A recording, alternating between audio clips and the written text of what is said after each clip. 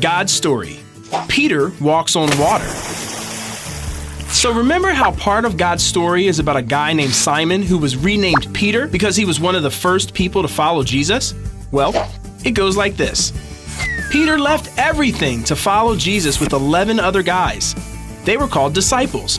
And one day, they were with Jesus while he was teaching a large crowd. After teaching, Jesus wanted some time alone to pray. He told his disciples to go ahead of him in a boat across the Sea of Galilee. Later that night, the wind picked up, and the boat was surrounded by crashing waves. Meanwhile, Jesus decided to join them. And since Jesus can do anything, he walked out to the boat, right on top of the water.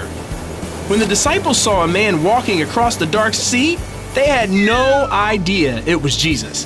They thought it was a ghost. Jesus said, "Be brave. It's me. Don't be afraid." Peter decided to find out for himself. He said, "If it's you, tell me to come to you on the water." So Jesus said, "Come." Kids, if Jesus told you to step out onto the stormy waves, would you do it? Well, Peter did. He got out and walked on top of the water just like Jesus. As soon as he saw the crashing waves, though, he got scared and started to sink. Jesus caught him and said, "Your faith is so small. Why did you doubt me?" It might sound kind of surprising that Jesus called Peter's faith small when he was the only one brave enough to get out of the boat. But the truth is, Jesus is powerful and can help us do anything. He wants us to trust him even when it makes no sense or scary things are happening around us. When Jesus and Peter climbed into the boat, all the disciples realized Jesus is most definitely the Son of God. So they worshiped him. And that's part of the story of Peter.